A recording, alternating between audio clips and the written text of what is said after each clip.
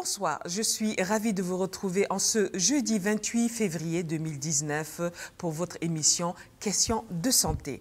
Et aujourd'hui, nous recevons trois personnes qui sont là, des experts dans la matière, en fait, des experts au niveau de l'enfance. Des enfants, c'est bien cela. On va commencer par recevoir Madame Atchedji Traoré Yesita, c'est ça? Oui. J'ai bien prononcé? Bien sûr. Bonsoir, merci d'être avec nous. Vous êtes éducatrice de jeunes enfants au niveau du Centre d'éveil et d'éducation préscolaire. Oui, c'est bien cela. Merci d'être là ce soir. Nous avons aussi Madame Kiema Rosine qui, elle, est parent d'élèves. Donc, elle est là pour témoigner. Bonsoir. Merci d'être là. Nous avons aussi Monsieur Daolo Gilbert, lui est expert de la petite enfance de l'ONG Planète Enfants et Développement. C'est bien cela? Merci d'être avec nous. Et on n'oublie pas, on va recevoir le docteur aussi, Ouedraogo, Sandrine qui est là. Bonsoir. Bonsoir. Vous allez bien? Ça va. Bon, ça va. OK. Oui. Allez, avant de retrouver nos invités, on va commencer avec la rubrique du docteur Sandrine Ouedraogo et c'est la rubrique Promotion de la santé.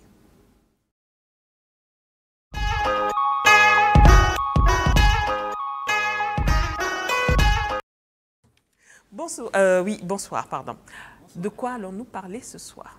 Alors ce soir, apparemment, ça tombe bien parce qu'on va parler, nous avons des experts sur le plateau qui vont parler de la petite enfance. Voilà. Et moi, j'ai choisi de parler de la grande enfance, disons, puisqu'il s'agit des adolescents. Okay. Voilà, donc la santé de nos adolescents. Parce que qui n'a pas d'adolescents dans son entourage? Et nous avons tous été des adolescents. Aussi. Voilà. Alors, c'est quoi l'adolescence, en fait? L'adolescence correspond donc à une phase du développement humain, physique et mental, d'accord, qui se produit pendant une période s'étendant de la puberté jusqu'à l'âge adulte, disons. Donc l'entrée dans l'adolescence est généralement marquée par des changements biologiques, donc au niveau de l'organisme, et qui vont entraîner des changements hormonaux, donc dans l'organisme pendant la puberté. Donc, comme définition, en fait, l'Organisation mondiale de la santé définit en fait les adolescents comme étant les jeunes personnes allant de 10 à 19 ans. D'accord. À peu près. Donc, c'est la tranche d'âge à partir de 10 ans. C'est plus ou moins la préadolescence jusqu'à 19 ans où, normalement, on est considéré comme étant adulte, jeune adulte, en fait. Okay. Voilà. Mais c'est une période qui peut varier selon aussi le contexte, le milieu social, parce que comment dire, cette puberté n'est pas forcément la même dans n'importe quelle partie du monde. Il y en a qui sont plus précoces, okay. Il y en a qui ont la puberté plus tardivement, donc cela dépend. Donc tous les enfants n'atteignent pas la puberté au même moment, mais quand même, de plus en plus, on voit que les enfants ont une puberté précoce. Donc souvent, autour de 9 ans même déjà, il y a des enfants, surtout les filles, sont plus précoces que les garçons en général. Elles ont déjà des signes donc, de la puberté. Donc il faut, nous les parents, il faut être attentifs. Voilà. Alors selon les chiffres toujours de l'OMS, il y a environ 1 milliard, en gros, 1 milliard d'adolescents, donc qui correspond à environ 1/6 de la population mondiale. Donc ça fait quand même beaucoup d'individus adolescents. Alors au Burkina, en 2017, il s'agissait environ, d'après les statistiques, il s'agissait environ de 4,6 millions de personnes. Donc en gros, 22% de la population burkinabé est concernée donc par l'adolescence. Voilà. Donc la plupart des adolescents, bon, ils sont en relative bonne santé, mais quand même on constate un nombre important de décès prématurés. Des décès prématurés pouvant être causés par des raisons diverses. Ça peut être des traumatismes, les accidents. Il y a aussi d'autres maladies qui sont évitables par rapport au comportement. Et ce sont des pathologies, des fois, qui apparaissent dans l'adolescence et qui peuvent avoir des répercussions plus tard à l'âge adulte. Voilà. Alors, quels sont ces principaux risques sanitaires, donc les principaux problèmes de santé et qu'est-ce qu'est-ce qu'on pourrait faire pour les prévenir, voilà.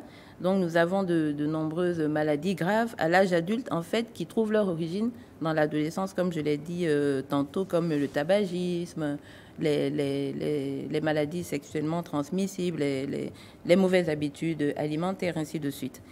Alors, à proprement parler, premièrement, on pourrait évoquer tout ce qui est addiction à la drogue et à l'alcool. Donc, il y a beaucoup d'adolescents qui consomment, généralement en cachette, qui consomment toutes sortes de drogues, parce qu'ils peuvent s'en procurer selon leurs moyens, et également l'alcool.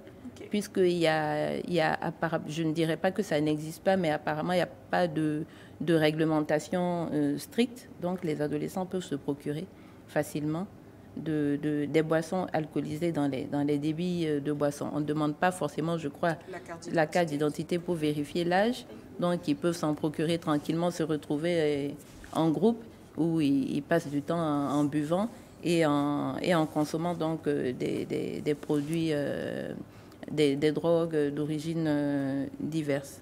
Et généralement, dans les groupes, il peut y avoir une ou deux personnes qui peuvent s'en procurer beaucoup plus facilement et qui convient les autres donc à passer de bons moments ensemble. Et puis voilà, c'est le début de la déchéance, puisqu'après, il y a la dépendance. Et souvent, les parents ne sont même pas au courant. Ils ne font même pas attention qu'avec les mauvais résultats scolaires, ça peut être dû justement à un problème de ce genre. Il y en a qui ne rentrent même pas dans les chambres des adolescents, donc pour faire de temps en temps une petite inspection pour voir ce qu'il y a.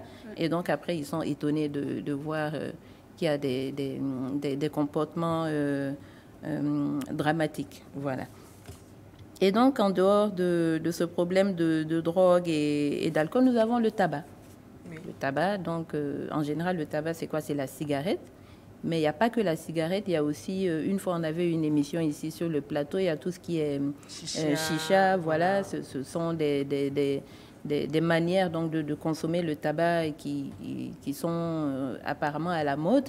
Et il y a un peu de tout qu'on peut mettre dans le dispositif. Et on est assis, on est relax, on consomme et après ça entraîne de la dépendance et aussi des comportements, déviants, parce qu'on est sous l'emprise de produits, de mauvais produits. Et on se dit, bon, c'est pour juste entre copains s'amuser et tout, mais après, il y aura des conséquences par la suite et des comportements inadaptés. Okay. Voilà. Et alors, il est considéré donc au niveau mondial qu'on a au moins un jeune adolescent donc, sur 10 qui consomme du tabac, en gros, dans le monde. Hein. Donc, 1 sur 10 qui consomme régulièrement du tabac. Donc, la stratégie, vraiment, c'est d'abord de savoir que le jeune en question, il consomme du tabac. Je crois que quand quelqu'un consomme du tabac, il y a quand même des signes. Ça se sent d'abord. Ouais. Ça se sent, ça se voit. Et donc, c'est aux parents, quand je dis parents, l'entourage de manière générale doit quand même essayer de les approcher d'une manière, disons, entre griffes diplomatiques pour essayer de les pousser à abandonner ces pratiques-là. Parce que plus tard, avec le tabagisme chronique, il y a le développement des maladies cardiovasculaires qui s'installent et pulmonaires. Et souvent, ce sont des maladies qu'on ne pourra éventuellement pas traiter ou rattraper. Un troisième problème, ce sont les maladies sexuellement transmissibles. Parce que de plus en plus, l'activité, disons, sexuelle commence plus tôt. Et tant que les jeunes ne sont pas éduqués justement à la prévention, comment prévenir les maladies, donc la protection et tout, il y en a qui ont des relations risquées et qui peuvent donc être contaminés par plusieurs types de maladies, quoi, en passant par le VIH, la syphilis, la gonococcie et ainsi de suite, les mycoses et un peu toutes sortes de maladies sexuellement transmissibles. Quatrièmement, nous avons la grossesse. Alors, ça passe aussi toujours par l'activité sexuelle précoce. Et donc, sans protection, forcément, on se retrouve souvent avec des grossesses précoces.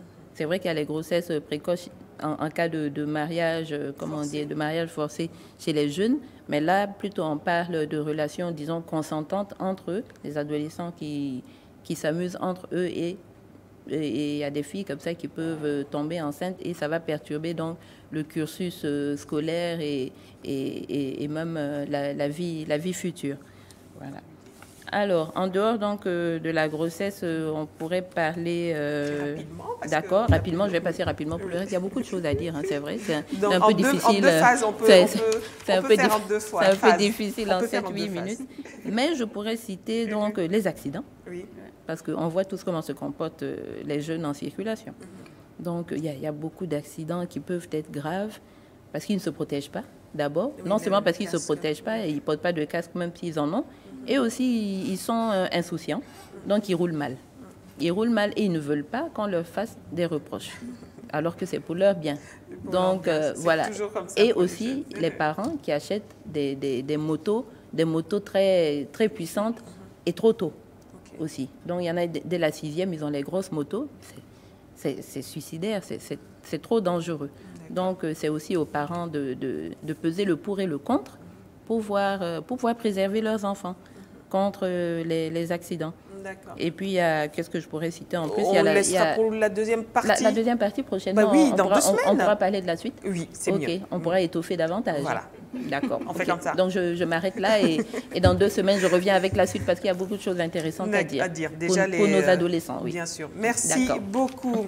Alors, ce soir, nos experts sont là. On va aborder le sujet « Pourquoi envoyer son enfant à l'école préscolaire ?» Jingle et on se retrouve juste après.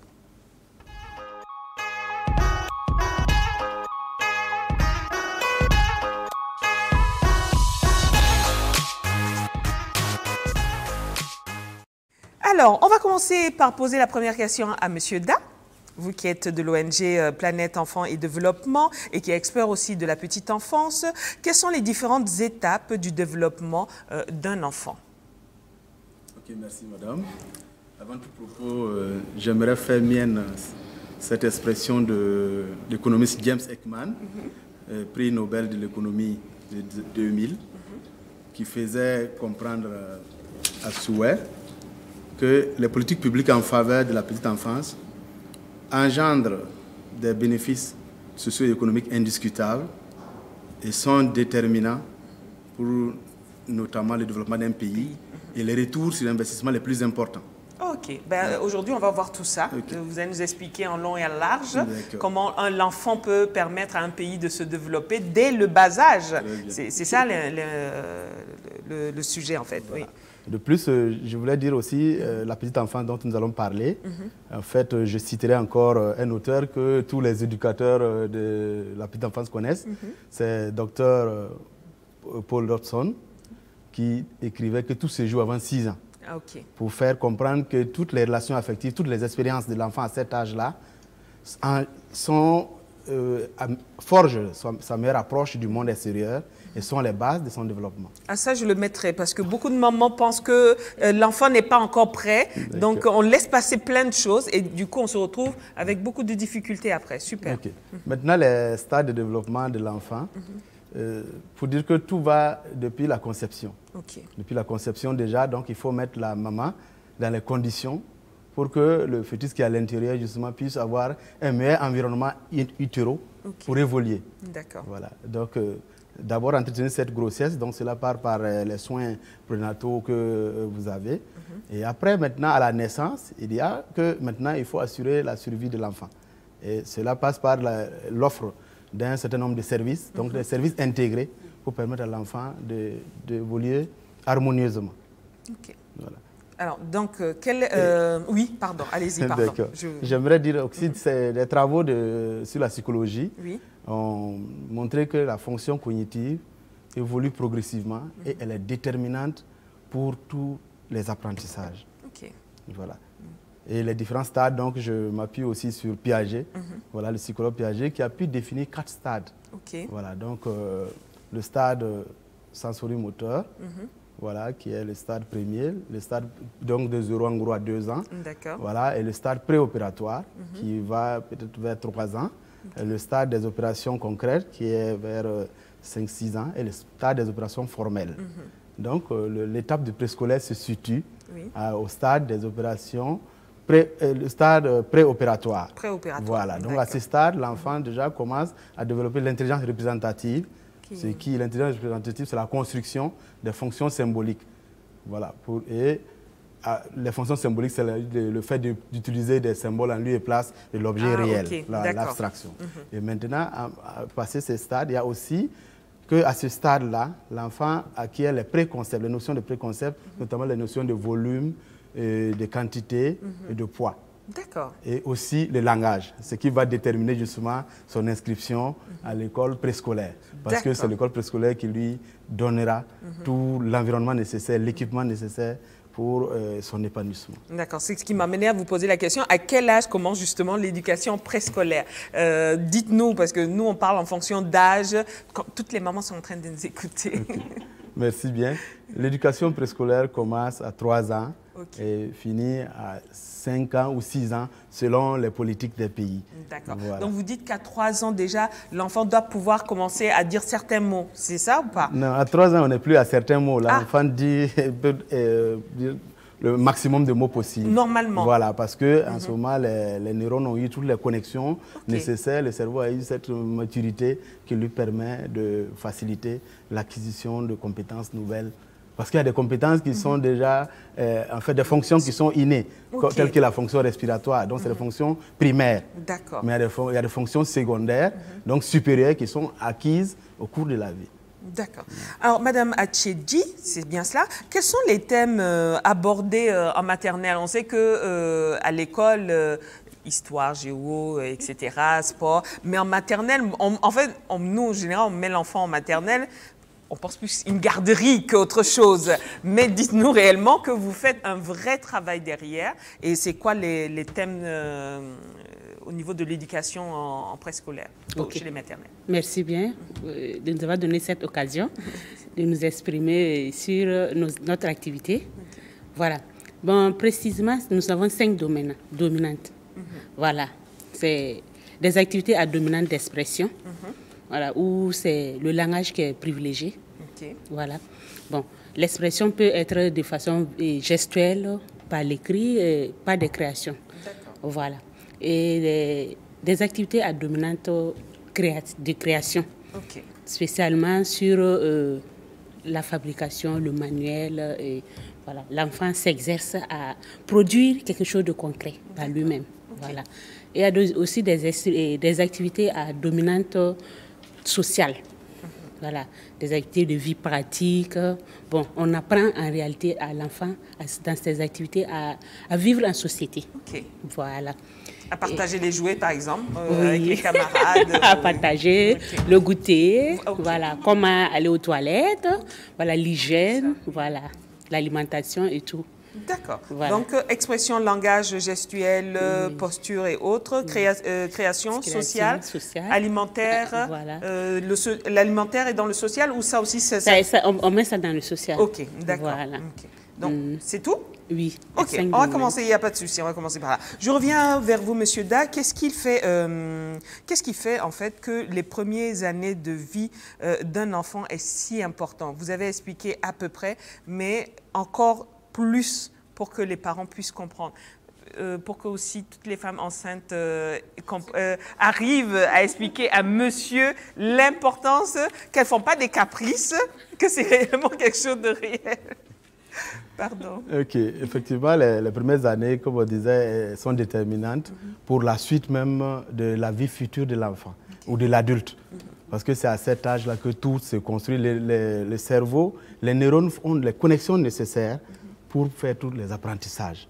Donc on dit à cet âge, en réalité, le cerveau de l'enfant est comme une éponge qui peut absorber tout ce que l'environnement lui offre, mais bien sûr de positif, tout ce que l'environnement lui offre de positif pour construire sa personnalité. Voilà.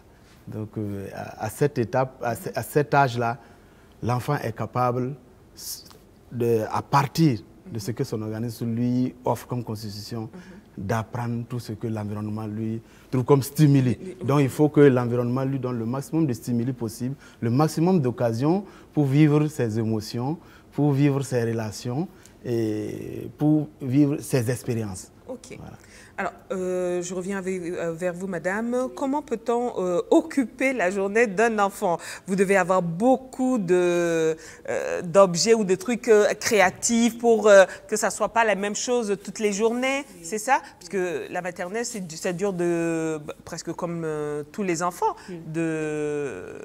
d'octobre, c'est ça? Oui, d'octobre à juin, presque, c'est ça? Oui. Ah ben, expliquez-nous comment vous arrivez à gérer tout ça. D'abord, nous avons le planning de la journée. D'accord. Et le planning de la nuit, ça commence déjà de 6h45. Bon. 6h45? 6h45. On peut déjà amener l'enfant à partir de 6h45. Voilà, okay. Pour permettre aux parents d'aller à son lieu de service. D'accord, voilà. Oui, je comprends. Donc, 6h45, c'est pour ceux qui sont de permanence. Okay. Voilà, c'est pas forcément que tous les éducateurs soient là en ce moment-là. D'accord. Bon, à partir de 8h, les activités commencent. Okay. Dans les 6h45 jusqu'à 8h, c'est l'accueil. Bon, l'accueil chez nous, c'est un grand moment. Parce qu'il faut mettre l'enfant déjà en confiance avec l'éducateur qui est en face de lui. Donc, si vous êtes là, vous les accueillez, vous allez voir que, bon, à la rentrée, on va vers l'enfant, on le prend. Puis en ce moment, ce n'est pas facile. La séparation, mère, la famille, voilà. Vous êtes dans un nouvel environnement. Il faut forcément que l'environnement soit accueillant pour l'enfant. Donc, l'accueil est un grand moment chez nous et qu'on y met tout. Okay. Voilà. Donc, il faut mettre l'enfant en confiance, aller vers lui, l'accueillir, éviter les pleurs, le calmer. Bon, peut-être, c'est sûr, en octobre, il faut accueillir les pleurs. OK. La rentrée. Voilà. Donc, de 6h45 à 8h, on est dans ça. D'accord. À 8h, 8h15, on est l'activité de vie pratique. Je vous dirai tout de suite. C'est pendant ces moments où on offre un certain nombre d'acquisition à l'enfant qui va lui permettre de vivre en société. Okay. Voilà, une certaine autonomie. Voilà. Comment faire si maman n'est pas là, je veux aller aux toilettes. Voilà. Est-ce qu'on doit, voilà, le respect, la discipline, le civisme, il y a tout dedans. D'accord. Voilà. Pendant ces 15 minutes, bon, c'est des petits trucs. Bien sûr, mais ça a son importance. Voilà. Et après cela, on a la motricité, ou bien la phase active d'une activité.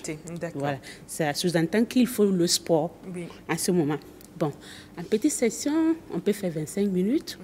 En moyenne, on peut aller à 30. Comme en grande session, on peut aller à 30 minutes. D'accord. Voilà, pour le sport. Pour le sport. Oui. On va y revenir parce qu'il faut aussi préciser à nos chers téléspectateurs, c'est quand la crèche, grande section, moyenne section, c'est ça? Et non, petite, moyenne et grande section, c'est ça? Une précision, la crèche est différente du centre d'éveil.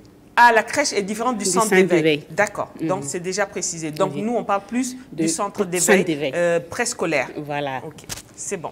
Je viens à vous, Madame Kiema. Votre enfant a quel âge? Elle a bientôt 4 ans. Bientôt 4 ans. Oui. Est-ce que ça a été facile de trouver une structure ou comment ça d'abord vous avez commencé? Est-ce que vous avez commencé par la crèche ou vous avez commencé par une école préscolaire? J'ai commencé par la crèche. Par la crèche? Oui, parce qu'elle avait 5-6 mois. Déjà? Ok. Oui, donc... Ouh là là! Ça n'a pas dû être facile. Hein? Et la crèche, 5-6 mois jusqu'à? Jusqu'à 2 ans et demi. D'accord. Là, je triche un peu. Mais c'est elle qui a triché, c'est pas moi. D'accord, mais ça s'est bien passé? Oui, ça s'est bien passé parce que la crèche privée, là où je l'ai amenée, c'est dirigé par une éducatrice du petit enfant à la retraite et qui est non loin de ma maison. D'accord, donc c'est plus pratique de se lever et de nettoyer vite l'enfant, téter et puis l'amener. Et après, comment ça se passe? Vous la laissez toute la journée ou bien vous revenez pour la téter? Non, je la laisse toute la journée. Donc le biberon et tout? Je reviens au plus tard à 17h. À 17h. Donc j'amène tout ce qu'il faut. Ok. Voilà, pour qu'elle reste toute la journée. Et l'hygiène est assurée. Et même en cas de maladie, sa santé est suivie. L'environnement est sain, c'est propre. Et bon, je suis satisfaite de la garde. D'accord, ben super. Alors, c'est à quel moment vous avez commencé à mettre la petite en préscolaire? Puisque si vous avez dit jusqu'à 2 ans et demi... Voilà, jusqu'à 2 ans et demi parce que c'était la rentrée 2017-2018. Okay. Donc, elle avait 2 ans et demi et je l'ai laissée le matin à la crèche pour qu'elle ait les 3 ans révolus. Ah, mais le soir, quand je suis revenue, les monitrices m'ont dit qu'elle a pris son sac. Elle a dit, ah, moi, je pars en classe. Ah, ok. Déjà, ben, ça se voit que déjà, elles savent déjà s'affirmer, les enfants, c'est ça? Voilà, donc le lendemain, je l'ai inscrite au préscolaire. Ok, voilà. Donc ça va, si l'enfant est déjà dégourdi, vous pouvez l'accepter à partir de 2 ans et demi? Bon, elle a bien dit. Elle a triché. Elle a triché. Ah, ok, elle a avoué. Donc, c'est bon. Sinon, c'est à partir de 3 ans révolus. Ok. Oui. Alors, Monsieur Da, pourquoi la période de... Vous avez dit, par exemple, pardon, on ne va plus poser la question puisque vous avez... Oui, oui. Alors, quels sont les avantages du développement de la petite enfance et du préscolaire pour l'enfant? Socialement, même pour lui, je ne sais pas, madame a expliqué que les activités motricité, ça permet de préparer le futur de l'enfant. Donc, réellement... Okay. Donc, d'abord, ça me permet d'éclairer un peu ce que c'est que l'éducation de la petite enfance. Okay. Donc, l'éducation de la petite enfance, c'est un ensemble d'activités éducatives destinées au développement harmonieux et global de l'enfant, à stimuler ses potentialités artistiques, émotionnelles, physiques et intellectuelles, et à contribuer à son développement et à l'apprentissage de la vie sociale. Okay. Voilà. D'accord. Donc tout ça, c'est fait pour ça. C'est fait pour ça. Et maintenant, donc, l'avantage pour l'enfant d'abord, c'est qu'il va déjà avoir le développement sur les 3 plans, psychomoteur, socio-affectif et cognitif. Voilà. Donc, ce qui lui facilite l'entrée à l'école primaire. Et déjà, les enfants qui passent par le préscolaire, il est prouvé que le taux de redoublement est moins, il oscille entre 1,12 à 4%. Okay. Et pratiquement 0 taux d'abandon. Ah, en plus. Au contrario, ceux qui ne vont pas au préscolaire, ils sont à 1,7 de taux d'abandon jusqu'à 8,11. C'est beaucoup. Voilà. Et donc, ces enfants sont préparés pour l'école primaire. Et bien sûr, ça les facilite tout le mécanisme qui est là parce que qui n'a pas attrapé l'outil scriptaire au CP1 oui, voilà. d'une façon ou d'une autre, dès qu'on y arrive brusquement, on y attrape à toutes les manières. Donc l'enfant déjà a ces prérequis-là. Et aussi, le préscolaire éveille ses talents latents parce qu'en chacun de nous, il y a des choses qui sommeillent. Donc il faut trouver un cadre qui permette de mettre tout ça en actualité. Voilà. Oui. Pour les parents, il y a d'abord la sécurité de la garde. Sécurité de la garde de l'enfant. Donc, une fois dans ces structures, non seulement il apprend, mais il est dans un environnement très sécurisant. Non seulement sécurisant psychologiquement et physiquement pour l'enfant. Voilà. Et aussi, il faut parler de la contribution au développement. Parce que les femmes, en ce moment, vont travailler. Donc, cela les libère pour qu'elles participent aux actions de développement. Et pour tout un pays, vous savez que l'éducation, ça coûte. Alors, un redoublement, ça fait de l'argent. Par contre, quand on investit à la petite enfance, selon donc, des recherches du docteur Gyek Sonjok, qui est de la Harvard Center of Developing Child, leur institut disait que quand on investit $1 à la petite enfance, on gagne en économie plus tard de 4 à 9 $. Parce que le développement de l'enfant, c'est des étapes successives. Et quand une étape, permettez-moi le mot escamotée, cela engendre forcément des conséquences sur les étapes suivantes.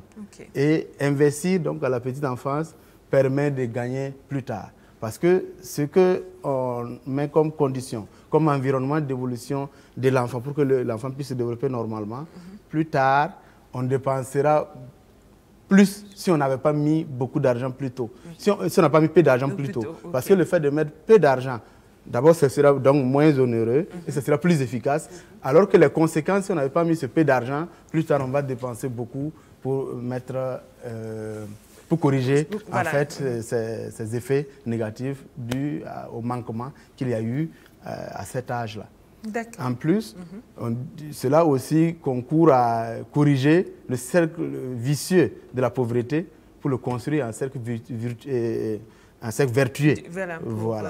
Pour le développement. Voilà. OK. Donc, en fait, l'enfant apprend beaucoup de choses, apprend que la vie est autre aussi ailleurs que chez lui, découvre d'autres choses. Alors, ça me fait penser que comment, selon vous, quel est le rôle que les parents doivent avoir dans l'éveil de leur enfant? Parce que nous, on pense que, comme il est encore petit, à 2 ans, l'enfant, on peut le laisser évoluer à la maison, on surveille, on joue avec l'enfant, etc. Donc, ce n'est pas les mêmes jeux qu'à l'école. Nous, vous, à l'école, vous avez plus la capacité de prendre soin de l'enfant au quotidien, vu que c'est de 6h45 à 17h presque. Donc, ils ont plus à apprendre là-bas qu'à la maison. Oui. Okay. Vous savez bien qu'avec le 21e siècle aujourd'hui, les femmes sont émancipées. Voilà. C'est vrai. On n'a pas assez de temps même pour les enfants. C'est vrai. Voilà. Je voudrais dire tout simplement que les parents doivent s'engager à nous accompagner. Voilà. À prendre conscience déjà qu'amener l'enfant au préscolaire, c'est lui apporter pas mal de bagages qui va lui permettre de vivre dans l'avenir en société. Voilà. Et qu'il y a l'assurance. Voilà. Et maintenant, on parle tout le temps du jeu chez nous. Oui.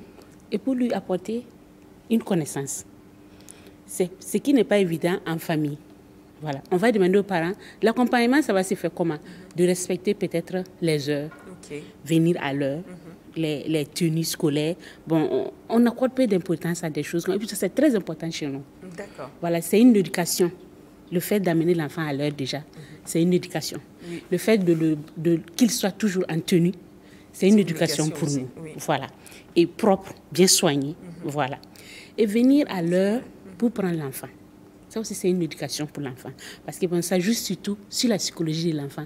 Si à chaque fois je suis seule, pendant que tous mes camarades sont partis, je suis seule, on ne vient pas me chercher à temps. Et surtout en petite session, ça joue surtout. L'enfant n'est plus motivé peut-être à venir à l'école. Voilà, ça devient plus compliqué à gérer. Voilà, il y a un certain nombre de choses comme ça que les parents doivent prendre conscience dès qu'ils amènent les enfants au préscolaire. Voilà. C'est surtout sur le règlement de la structure. Voilà. Alors, Madame Kiema, comment vous avez vu, constater les évolutions au niveau de votre petite fille, de votre fille? Comment ça s'est passé? Par exemple, là, vous pensez, quelle chose vous a tiqué en disant « Waouh » Bon, ce qui m'a tiqué, c'est qu'elle est partie au préscolaire elle-même. Elle-même, elle a pris, voilà, elle s'est sentie grande pour aller. Et j'ai respecté ça. Et en plus, à leur fête de fin d'année, elle a clairement produit une poésie avec des gestes devant un public. Et ça m'a beaucoup touchée. Vu son âge, je pense que c'est très important d'investir dans le préscolaire. Parce que comme M. Dahl a dit, c'est un investissement à long terme pour l'enfant et pour nous et pour le pays. D'accord. Ouais. Alors, M. Dahl, ce n'est pas anodin quand on voit beaucoup, maintenant on voit plus dans les réseaux sociaux, tout ce que les enfants peuvent faire. La dernière fois que j'ai vu, c'était un petit qui était dans son berceau.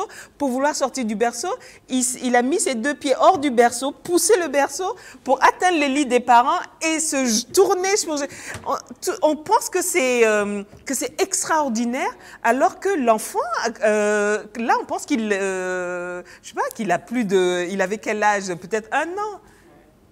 Donc ça, c'est important. L'enfant a dû acquérir quelque chose... Oui, l'enfant pouvait acquérir ses compétences, que ce soit à la maison, que ce soit à l'école, et que ce soit dans une école maternelle. Voilà. Mais seulement l'école, c'est le cadre plus structuré, voilà, qui offre ce que peut-être tous les milieux n'ont pas offert. Voilà. Donc ça se complète non seulement à la maison, mais aussi à l'école. Cela m'amène à parler de la question des jeux, parce que nous avons plus tendance à aller dans les jeux manufacturés, alors que les enfants peuvent jouer sur la base de rien. Ce que l'environnement leur offre, ils jouent avec. Donc j'avais tenté de parler de la fonction symbolique. L'enfant représente ce qu'il veut par un objet quelconque, mais pour lui, c'est l'objet, c'est la chose qu'il utilise pour son développement. Donc ce que l'enfant a fait, c'est peut-être peut-être pas trop extraordinaire parce que ça va avec son âge. À son âge, il peut se détacher et puis voilà. Okay. Ok. Alors moi, quand vous parlez des jeux, ça me fait penser, je me rappelle petite, moi je jouais avec la poupée, c'était l'herbe qu'on arrachait et puis on prenait les racines pour tresser et puis ça se fait encore en jeu. Donc du coup, nous parents, on exagère souvent en voulant trop faire alors que l'enfant, à n'importe où vous pouvez le mettre, il sera à l'aise et il pourra s'adapter à tout. C'est ça? Oui.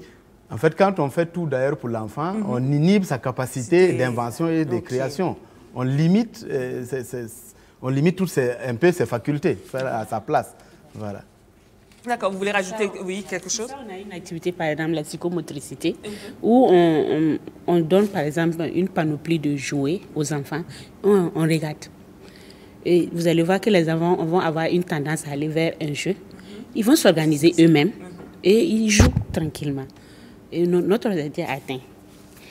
Voilà, donc bon, ils ont cette capacité-là à s'organiser eux-mêmes, voilà, à se faire des jeux. Souvent, nous, on va choisir des jeux pour les enfants. Et pourtant, quand tu amènes à la maison 2 jours après, c'est gâté, il ne s'est pas intéressé à ça, ou bien il n'y touche même pas. Voilà, donc, laissez souvent l'enfant choisir de lui-même. Voilà. Alors, si la préscolarisation de nos jours pour nos enfants est si importante que ça, pourquoi l'État ne vous accompagne pas ou ne vous appuie pas autant? C'est maintenant, ces dernières années, que j'entends parler de crèches, d'établissements première section, moyenne section. Alors, d'ailleurs, même, c'est quoi première section, seconde section, moyenne section et autres? Bon, je vais laisser Madame. Oui, voilà, Madame Dab, parce qu'elle est... La première section, c'est... La petite section, c'est ceux qui ont l'âge de 3 ans. 3 ans, la petite section. La petite section. 4 ans, la moyenne section. D'accord. Voilà. Et 5 ans, la grande section. Oh, 5 ans. Ah oui, avant d'aller à l'école. Oui. Ça fait pas tard? Non, ça fait pas du tout. Oui, normalement, au CP1, c'est 6 ans. 6 ans, oui, normalement. Oui. Ok, d'accord, donc je comprends. Oui, vous voulez rajouter quelque chose? Non, vous revenez en fait sur la question oui, voilà. Si le préscolaire. Oui, si l'importance de pourquoi l'État ne joue pas forcément son rôle ou ne vous aide pas autant. Donc, bon, on ne peut pas dire tant que l'État ne joue pas son rôle. Peut-être c'est à chaque chose son temps. Parce que le préscolaire n'était pas vu effectivement comme une priorité. C'était l'ère du temps. Si vous prenez des gens d'un certain âge qui étaient aussi à la direction des choses, peut-être qu'ils vous diront, eux-mêmes, ils ne sont pas passés par le préscolaire. Néanmoins, ils ont réussi à l'école. Et l'école, premièrement, aussi, en s'installant, par exemple, en Afrique, ça avait pour but de produire des premières élites pour accompagner le développement, pour être utilisé aux tâches de commis. Voilà. Mais avec le temps, on s'est rendu compte, on a misé aussi sur l'éducation, l'enseignement primaire, se disant que c'était là qu'il se trouvait le vrai besoin. C'est vrai que le besoin est là-bas, mais avec le temps, on a découvert que par exemple, les redoublements, certaines lacunes de l'école pouvaient être corrigées si, à la base, les enfants étaient admis au préscolaire. Donc, cela a amené les politiques, je veux dire, à être un peu plus regardants maintenant depuis un certain temps. Cela, je prends l'agenda 2030 des Nations Unies pour lutter contre pour éradiquer la pauvreté. Donc, il prévoit au moins de faire de telle sorte que toutes les petites filles et tous les petits garçons aient accès à des activités de développement, de soins de la petite enfance et une éducation préscolaire de qualité pour favoriser le succès de l'enseignement primaire. Ok, voilà. D'accord. Donc, je peux dire de plus en plus, et certains, bon, il y a eu aussi le Forum mondial sur l'éducation à Dakar en 2000, qui a dit qu'il fallait développer des politiques de protection et de promotion de la petite enfance. Je peux aussi ajouter la déclaration de Guillaume Thiem sur l'éducation qui a promu l'éducation pour tous. Donc l'éducation pour tous, ça ne doit pas mettre en marge l'éducation préscolaire. Voilà. D'accord. Okay. On va ouvrir notre antenne pour que nos chers téléspectateurs puissent appeler et poser leurs questions. Vous pouvez nous joindre au 25 37 62 90. Le numéro s'affiche au bas de votre écran. 25 37 62 90.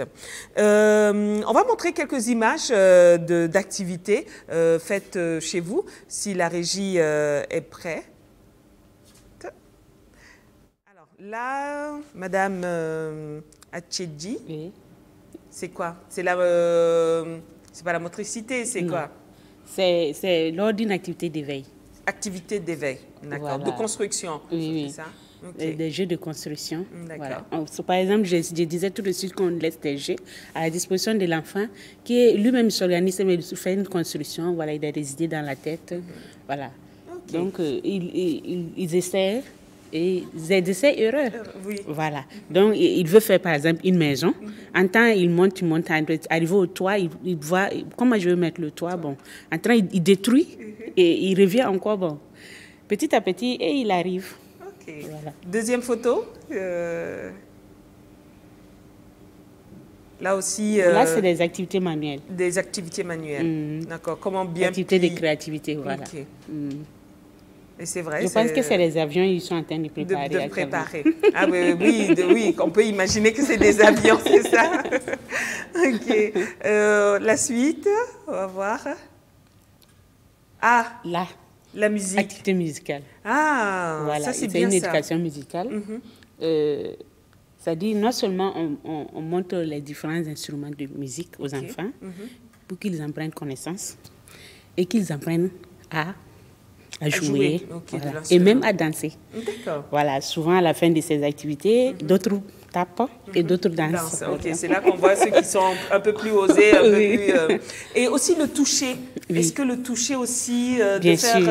C'est quoi? C'est lisse, c'est poilu, voilà. Voilà, tout ça aussi. On appelle ça en APS, activité perceptivo-sensorielle. Ah, sensorielle. Où c'est les 5 sens qui sont mis en exergue. D'accord. Voilà. Okay. Mais là, partie préscolaire ou c'est plus à la crèche? Non, préscolaire. Préscolaire, oui, d'accord. Oui. Okay. On fait le toucher, le goût, l'odorat, comment dire encore, l'ouïe. Oui, okay. Voilà. Donc, on met des activités pour déjà déceler. Souvent, ces activités nous amènent à avoir déjà des défaillances chez l'enfant. D'accord. Voilà. Okay. Voilà. Donc, il y a d'autres activités qui nous aident également à résoudre des problèmes chez certains enfants. D'accord. Voilà. Donc, au fil du temps, si on se rend compte que ça ne se résout pas, on fait référer. D'accord. Et vous pouvez appeler les parents pour dire attention, vaut mieux aller consulter par rapport souvent quand l'enfant ne voit pas. OK. Alors, Madame Kiema, qu'est-ce que vous avez remarqué chez votre petite fille? Elle est plus développée en quoi? En expression. En expression. Oui, en expression, elle est toute indépendante. Elle est sociable. Okay. Donc, elle s'adapte dans Elle n'a plus besoin de maman maintenant? Elle a besoin de maman, mais...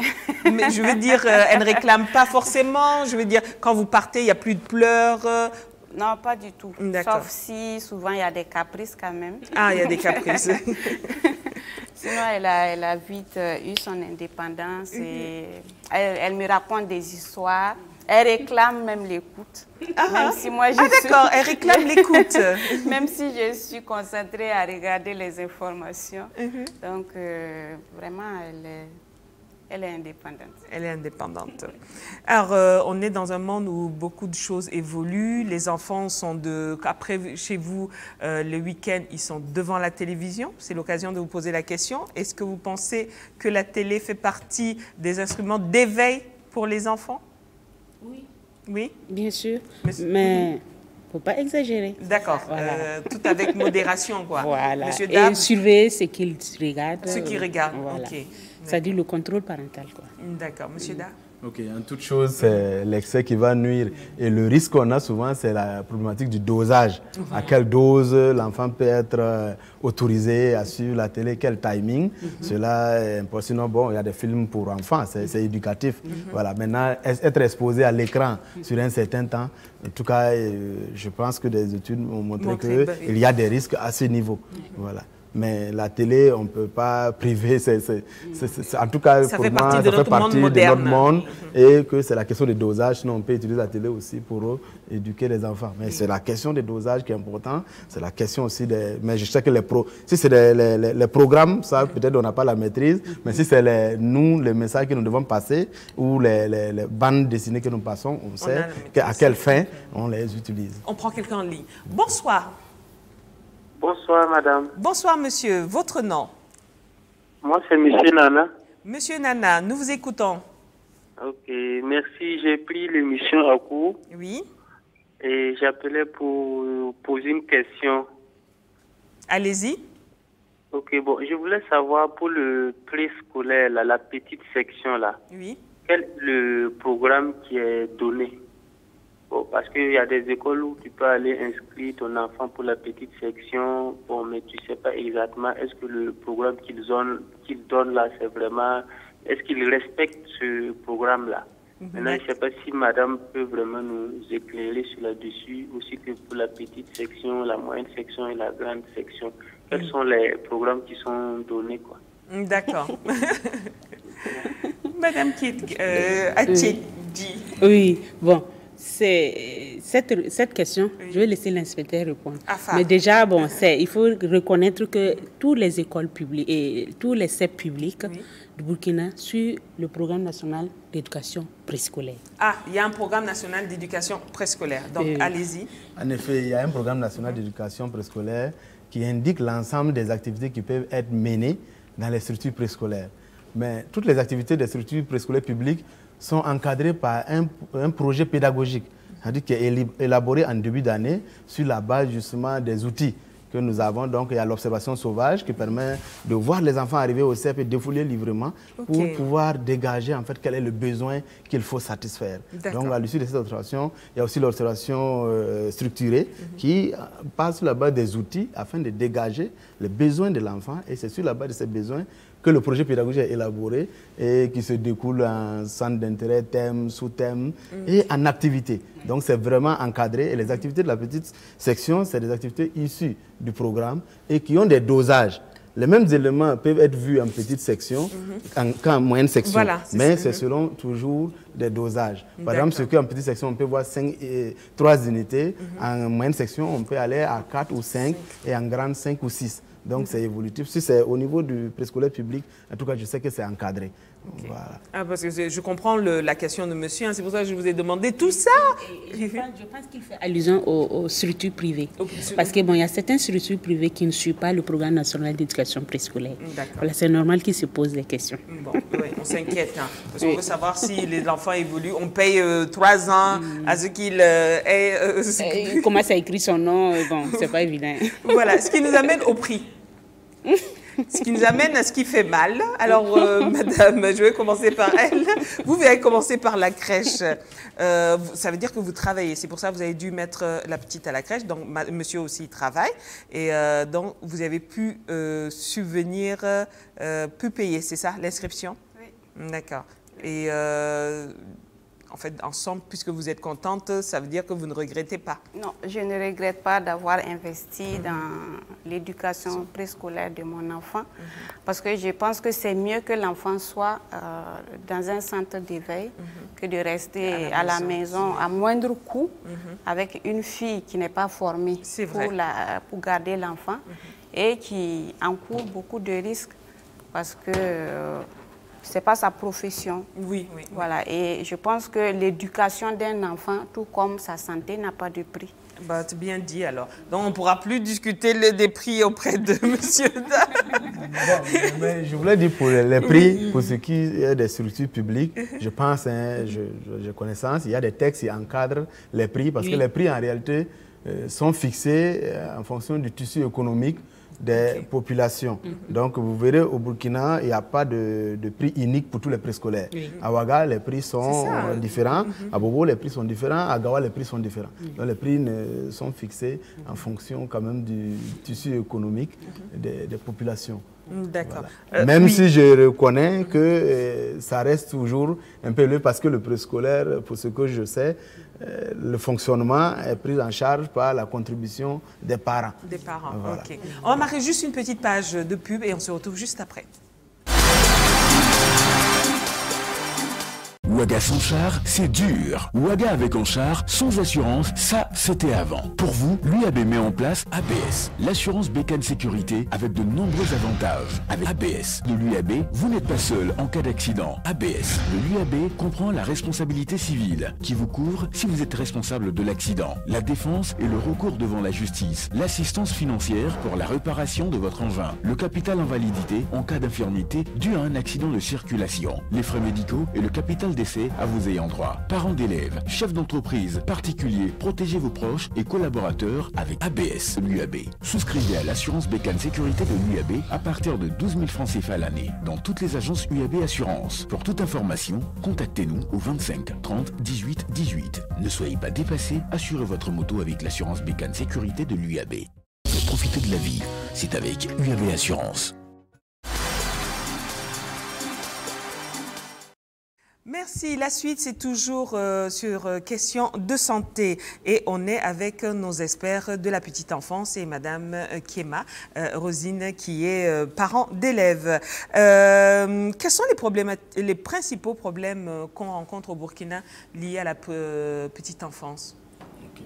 Bon, par rapport au préscolaire, nous sommes à un taux de préscolarisation en 2018 de 4,1. C'est une population préscolarisable qui représente 17% de la population. Okay. Avec en gros 154 structures publiques, dont 51 à Ouaga. Tout est à Ouaga, en fait. Bon, donc vous voyez que sur plus de 300 communes, 350 quelques communes sur Ouaga, à 51, il reste 100 structures que l'ensemble des autres communes se répartissent. Donc, il y a déjà la question de répartition géographique des structures. Voilà. Et ce qui induit la question de l'accessibilité.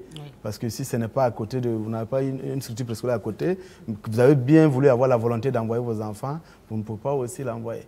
Il y a aussi le budget familial qui est parfois très serré, qui ne permet pas aux parents de mettre les enfants, parce que je disais, la plupart des charges du préscolaire sont à la charge des familles. Voilà. Et il y a la question aussi de la méconnaissance de l'importance du préscolaire. On avait dit donc l'importance de la prise en charge précoce donc de l'enfant à cet âge-là.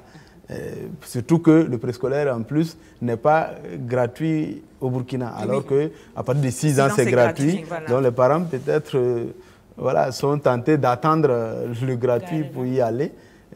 À tort ou à raison, bon, cela peut effectivement expliquer que les parents ne puissent pas envoyer les enfants. Donc, les problèmes sont réels, effectivement. Donc, la question des prix, la question de la méconnaissance, et la question de la répartition aussi géographique, donc l'accessibilité. Et la formation Non, au niveau de la formation du personnel, je pense que fort à propos, au Burkina quand même, on a tout un institut de formation qui forme tous les cycles au préscolaire. Donc il y a tous les cycles, le cycle C, donc les moniteurs d'éducation des jeunes enfants, qui est le BPC plus 2 ans de formation. Après, il y a les éducateurs des jeunes enfants, bac plus 2 ans de formation. Il y a les inspecteurs, bac plus 5. Donc je pense que le préscolaire, à ce niveau-là, quand même, pour les questions de qualité, bon, il y a de la matière. D'accord. Bon, malheureusement, c'est déjà fini. C'était très intéressant. On n'a pas vu le temps passer en même temps, mais ça fut un plaisir de vous recevoir. On a beaucoup appris sur la petite enfance. Donc, les parents, vous voyez l'importance de mettre, comme il a dit, on sue maintenant et on aura à se reposer plus tard, à moins payer le redoublement de nos enfants. Merci beaucoup, Monsieur Da, d'avoir été avec nous. Madame Tchédji, voilà, et Madame Kiema. Merci à vous aussi, chers téléspectateurs. Nous vous souhaitons de passer une excellente nuit et on se retrouve dans 2 semaines.